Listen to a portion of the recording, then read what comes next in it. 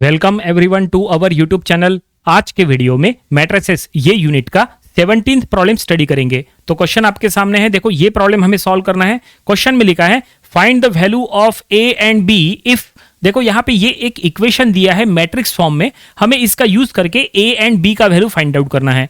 तो चलो हम ये प्रॉब्लम सॉल्व करेंगे। तो यहाँ पे सबसे पहले हम क्या करेंगे, गिवन जो मैट्रिक्स है, जो इक्वेशन फॉर्म में जो दिया है वो हम यहाँ लिख लेंगे। यहाँ लिख लेंगे गिवन इक्वेशन इज, और हमारे साथ साथ आप भी सॉल्व करो ताकि आपकी भी प्रैक्टिस हो जाए। तो चलो बुक और पेन लेके बैठ जाओ और साथ में सॉल्व करो। तो हम क्या करेंगे, ये गिवन पूरा जो इक्वेशन है जो कि मैट्रिक्स फॉर्म में है वो हम यहाँ पे लिख लेंगे। तो ये हमने यहाँ लिख लिया है और अब चलो हम इसको सॉल्व करेंगे और यहाँ से हमें ए और बी का वैल्यू फाइंड आउट करना है। किस तरह से फाइंड आउट करेंगे, अगर हम प्रॉपरली चेक करेंगे तो इक्वल टू के राइट साइड में जो मैट्रिक्स है उसका ऑर्डर है 2 by 2, क्योंकि इसमें 2 रोज एंड 2 कॉलम्स है।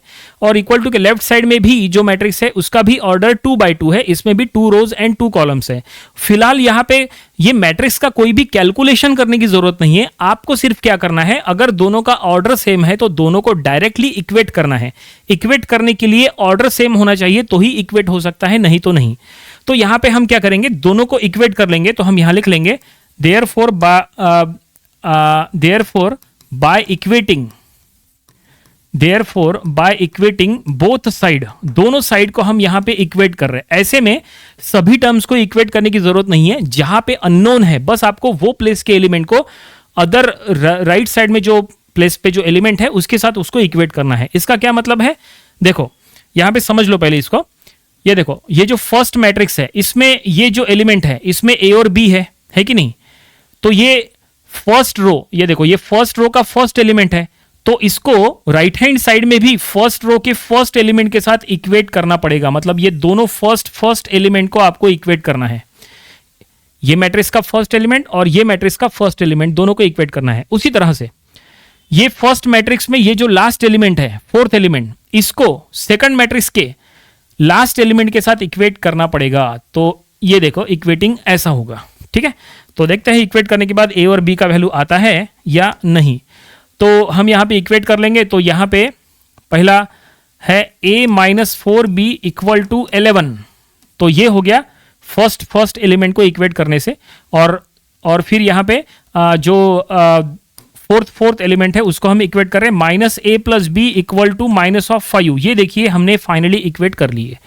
अब इन दोनों का यूज करके आपको ए और बी का वैल्यू फाइंड आउट करना है। अब ये कैसे फाइंड आउट होगा, तो यहाँ पे अगर आप प्रॉपर्ली चेक करेंगे तो ये दोनों साइमल्टेनियस इक्वेशन है। तो अगर ये दोनों साइमल्टेनियस इक्वेशन है तो सॉल्व करने के लिए 2-3 तरीके हैं। आप दो में से आप कोई भी तरीके का यूज करो, आंसर एक ही आता है। पहला तरीका यह है कि आप इसको सब्स्टिट्यूशन मेथड से भी सॉल्व कर सकते हैं। सब्स्टिट्यूशन में आपको क्या करना होता है, ए या बी का वैल्यू फाइंड आउट करना होता है और फिर उसका वैल्यू जो है वो दूसरे में पुट करके सॉल्व करना होता है। या फिर आप इसको ये दोनों इक्वेशंस को ऐड करके भी सॉल्व करेंगे तो भी आंसर वही आता है। देखो हम आपको दोनों तरीके यहां बता देते हैं ताकि आपको अगर एग्जाम में कोई भी एक वे से अगर सॉल्व करना है तो आपसे वो सॉल्व हो सके। एक काम करते हैं, ये जो पहला इक्वेशन है इसको इक्वेशन नंबर 1 देते हैं और ये जो दूसरा इक्वेशन है इसको इक्वेशन नंबर 2 दे देते हैं, ठीक है। देखो हम आपको पहले सब्स्टिट्यूशन मेथड से सॉल्व करा के बताते हैं। दोनों से देखना आंसर एक ही आएगा। तो हम यहां लिख लेंगे फर्स्ट मेथड। देखो फर्स्ट मेथड, दोनों मेथड की प्रैक्टिस करो, ठीक है, ताकि एग्जाम में ऑप्शंस हो आपके पास सॉल्व करने के लिए। तो हम क्या करेंगे, ये जो फर्स्ट इक्वेशन है, इक्वेशन नंबर 1 से ए की वैल्यू फाइंड आउट करेंगे बी के फॉर्म में, ठीक है। तो इक्वेशन नंबर 1 से ए की वैल्यू फाइंड आउट करो। तो ए की वैल्यू हो जाएंगी 11 + 4b, ठीक है। ये हमने ए की वैल्यू फाइंड आउट कर लिए in the form of b. Equation number 1 से हमने क्या किए, -4b को उधर शिफ्ट किए, -4b उधर शिफ्ट हो गया तो +4b आ गया, ऐसा। अब क्या करो, ये जो ए का पूरा जो वैल्यू है जो कि बी के फॉर्म में है इसको इक्वेशन नंबर 2 में पुट करो, ठीक है। सो हम यहां लिख लेंगे पुट ए इन इक्वेशन 2। तो देखो इक्वेशन नंबर 2 में पुट करने से क्या होता है, तो इक्वेशन नंबर 2 में जहां पे ए है उसके जगह ये पुट करो। तो हम यहां लिख लेंगे, ये देखो इक्वेशन नंबर 2 में ए के आगे माइनस है तो यहां पे माइनस लगाओ, फिर ए का वैल्यू लिख लो 11 + 4b, ठीक है, और फिर है +b = -5। अब इसको सॉल्व करो, यहां से आपको b का वैल्यू 100% मिल जाएगा। तो देखो यहाँ पे माइनस से मल्टीप्लाई करो तो -11 minus of 4b plus of b equal to minus of 5, ठीक है। Minus of 11 minus of 3b equal to minus of 5, ठीक है। अब ये -11 उधर शिफ्ट करो, +11 हो जाएगा। So minus of 3b equal to ये माइनस ऑफ 5 प्लस ऑफ 11, ठीक है। अब यहाँ पे सब्सट्रैक्शन करो राइट साइड में, तो कुछ ऐसा होगा। देखो हम यहाँ पे सॉल्व कर रहे हैं, minus of 3b equal to 6, ठीक है। यहाँ पे 6 आ गया, इन दोनों में सब्सट्रैक्शन हो गया। तो therefore b equal to -6/3। So finally b का वैल्यू हमें मिल गया -2, ठीक है, मिल गया b का वैल्यू। अब आपको क्या करना है, ये b का वैल्यू ये इक्वेशन में पुट करना है। देखो ये जो इक्वेशन है ना, हम इसको इक्वेशन नंबर 3 कहेंगे। ये b का वैल्यू ये इक्वेशन नंबर 3 में पुट करो तो आपको a का वैल्यू मिल जाएगा। तो चलो अब हम इसको पुट करेंगे। तो हम यहाँ पे लिख लेंगे, इक्वेशन नंबर 3 में पुट कर रहे हैं, तो हम यहाँ पे ऐसा लिख लेंगे, put the value of b in equation number 3। तो इक्वेशन नंबर 3 में यहाँ पे पुट करना है b का वैल्यू। तो हम यहाँ लिख लेंगे a equal to 11 plus 4, b का वैल्यू है -2, ये देखिए, ठीक है। यहाँ b के जगह -2 आ गया। तो finally a equal to 11 minus of 8, तो a का वैल्यू हो गया 3। तो फाइनली हमने a का वैल्यू यहाँ फाइंड आउट कर लिए। a का वैल्यू क्या मिला, 3 मिला। तो इस तरह से हमने a और b का वैल्यू फाइंड आउट कर लिए। ये हमने फर्स्ट मेथड से सॉल्व किया है। उम्मीद करते हैं कि ये फर्स्ट मेथड आपको समझ में आई होगी। अगर थोड़ा सा अगर यहाँ पे अगर डाउट है आपको, अगर ये नहीं समझ में आया तो वीडियो को थोड़ा सा रिवाइंड करो और देख लो एक बार जो हमने क्या किए थे, ठीक है। हमने इक्वेशन नंबर 1 से a का वैल्यू फाइंड आउट किए थे b के फॉर्म में, उसका वैल्यू हमने इक्वेशन नंबर 2 में पुट किए, ठीक है। और फिर हमने b का वैल्यू निकाले, और जो b का वैल्यू मिला वो हमने इक्वेशन नंबर 3 में पुट किए और हमने a का वैल्यू निकाले। इस तरह से ये हमने सॉल्व कर लिए, ठीक है, a और b। ये हमने फर्स्ट मेथड से किए। चलो सेकंड मेथड बताते हैं आपको।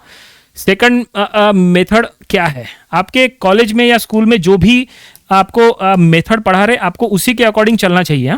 आपको ज़रूरी नहीं है कि हम जो इससे सॉल्व कर रहे हैं आपको भी उसी से सॉल्व करना है, ऐसा ज़रूरी नहीं है। आप अपने वे से सॉल्व करो, कोई दिक्कत नहीं है। फाइनल आंसर एक ही चाहता है, ये ध्यान में रखना। कोई भी मेथड से सॉल्व करो, आंसर एक ही आता है। तो सेकंड मेथड देखो, सेकंड मेथड क्या कहती है। सेकंड मेथड में क्या करना है, हमें इक्वेशन नंबर 1 और 2 को जस्ट ऐड करना है। इक्वेशन नंबर 1 और 2 को ऐड कर लेंगे तो सॉल्व हो जाएगा, ठीक है। तो हम यहां पे लिख लेंगे, यहां पे हम ऐसा लिख लेंगे, ऐड, सेकंड मेथड में ऐड इक्वेशन 1 एंड 2। एक काम करते हैं, थोड़ा स्टेप वाइज जाएंगे। तो स्टेप वाइज जाएंगे तो हम ऐसा लिख लेंगे, वी हैव, पहला इक्वेशन हम यहां लिख लेंगे a-4b इक्वल टू 11, ये पहला इक्वेशन है। और दूसरा इक्वेशन है -a plus b equal to -6, ठीक है। ये दोनों इक्वेशंस, इक्वेशन नंबर 1 और 2 यहाँ पे हमने लिख लिए। ये -6 नहीं है, सॉरी, -5 है, ठीक है। अब देखो हम ये दोनों को कैसे सॉल्व करेंगे। तो हमें इन दोनों को ऐड करना है, ठीक है। सो यहाँ पे लिख लेंगे add above equations, add above equation. ये दोनों इक्वेशन को हमें ऐड करना है। अगर आप ऐड करोगे तो कुछ ऐसा होगा। पहले ऊपर का इक्वेशन लिख लेंगे a-4b इक्वल टू 11, ये पहला इक्वेशन। और दूसरा equation -a plus b equal to -5। ये देखो, ये हमने दोनों इक्वेशंस को यहाँ पे ऐड कर रहे हैं, ठीक है। इनके बीच में एडिशन का साइन दे देते हैं, ठीक है, ऐड करेंगे। तो अब यहाँ पे क्या बचेगा, तो यहाँ पे a माइनस a, तो ये क्या हो जाएगा, a माइनस a, ये 0। अब ये -4b प्लस b, तो ये हो जाएगा -3b, ओके। और फिर राइट हैंड साइड में इक्वल टू 11 -5, 11 -5 कितना, 6, तो यहाँ लिख लेंगे 6। हम यहाँ पे इस तरह से दोनों इक्वेशंस को ऐड कर रहे हैं। तो यहाँ पे हमें क्या मिलेगा, सो देयरफॉर यहाँ पे मिलेगा b equal to -6/3। So b का वैल्यू हमें मिल गया 2। तो इस तरह से हमने b का वैल्यू फाइंड आउट कर लिए। एक मिनट, शायद b का वैल्यू -2, क्योंकि ये माइनस है ना, इसीलिए। तो इस तरह से हमने b का वैल्यू फाइंड आउट कर लिए। -2 इसका आंसर आया है। जो इसके पहले भी हमने फर्स्ट मेथड से सॉल्व किए थे उससे भी वही आंसर आया था, ठीक है ना। तो b का वैल्यू -2 आया है। देखो इसके पहले भी b का वैल्यू -2 आया था। फिर हमने क्या किए, ये b का वैल्यू इक्वेशन नंबर 3 में पुट किए। आप चाहे तो ये b का वैल्यू इक्वेशन नंबर 3 के बजाय अगर आपने ये b का वैल्यू इक्वेशन नंबर 1 में पुट किए तो भी a इतना ही आता है। b का वैल्यू इक्वेशन नंबर 2 में पुट किए तो भी a उतना ही आता है। a का वैल्यू चेंज नहीं होगा, अभी भी हम वही करने वाले हैं, बी का वैल्यू हमें मिला, इसको हम ये इक्वेशन नंबर 1 या 2 में से कहीं पे भी हम पुट कर लेंगे। चलो हम एक काम करते हैं, इक्वेशन नंबर 1 में ही पुट कर लेंगे। सो हम यहाँ पे लिख लेंगे स्टेटमेंट में लिख लेंगे यहाँ पे put the value of b, हमें बी का वैल्यू फाइंड आउट किया ना, put the value of b in equation number, कहाँ पुट करें, चलो 1 में पुट करते हैं, कहीं पे भी पुट करो कोई फर्क नहीं पड़ता, आंसर एक ही चाहता है। तो बी का ये जो वैल्यू है जो अभी हमने सॉल्व किए थे, ये बी का वैल्यू क्या है -2, इसको हमें इक्वेशन नंबर 1 में पुट करना है। तो इक्वेशन नंबर 1 थोड़ा सा छोटा कर लेते हैं, ठीक है, ताकि दिखाई दे आपको। ये देखो, ये इक्वेशन नंबर 1 था, इसमें हम पुट कर लेंगे। तो इक्वेशन नंबर 1 में क्या लिखा है, a, तो हम यहाँ लिख लेंगे a -4b, यानी -4, b का वैल्यू है -2 इक्वल टू 11। देखो जहां पे b था, b के जगह b का वैल्यू -2 आ गया। बस अब इसको सॉल्व करो तो ये हो जाएगा a +8 इक्वल टू 11। अब 8 को उधर शिफ्ट करो तो a equal to 11 - 8, so a equal to 3। तो फाइनली हमने a का वैल्यू यहाँ पे फाइंड आउट कर लिए, a का वैल्यू उतना ही आया है जो हमने फर्स्ट मेथड से सॉल्व किए थे। तो ये हमने फाइनली पूरा आंसर यहाँ निकाल लिए हैं। देखो दोनों मेथड आपके सामने रखते हैं, थोड़ा सा छोटा कर लेते हैं, आपको दिखेगा, आना तो चाहिए पूरा एक बोर्ड में, जहाँ तक ये आ रहा है शायद। तो ये देखो ऐसा ये प्रॉब्लम दिया था और ये हमने दोनों मेथड से आपको सॉल्व करा के दे दिया। ज़्यादा छोटा नहीं हो सकता, नहीं तो आपको दिखाई नहीं देगा। तो देखो यहाँ पे 2 मैट्रिक्स दिए थे, दोनों मैट्रिक्स को हमने इक्वेट किए, इक्वेट करके ऐसे 2 इक्वेशंस बनाए और ये दोनों के थ्रू हमने a एंड b का वैल्यू फाइंड आउट किए और ये हमने दोनों मेथड से आपको सॉल्व करा के दिए। ये फर्स्ट मेथड से सॉल्व किए, इससे भी वही आंसर आया है, ठीक है, और सेकंड हमने मेथड से सॉल्व करा के दिए, इससे भी वही आंसर आया है। अब आपको एग्जाम में किस तरह से सॉल्व करना है ये चॉइस आपकी है, ठीक है। उम्मीद करते हैं कि ये पूरा प्रॉब्लम आपको समझ में आया होगा और ये अपने अपने प्रैक्टिस बुक में जरूर सॉल्व करके देख लिए होंगे, ये भी हमें उम्मीद है। तो ये था मैट्रिसेस ये यूनिट का प्रॉब्लम नंबर 17। इसके पहले के 16 प्रॉब्लम्स वो भी आपको स्टडी कर लेना चाहिए और इसके आने वाले दिनों में हम इसके और भी नंबर ऑफ प्रॉब्लम्स कवर करेंगे ताकि इसकी और अच्छे से प्रैक्टिस हो जाए। तो मिलते हैं नेक्स्ट वीडियो में। Thank you very much.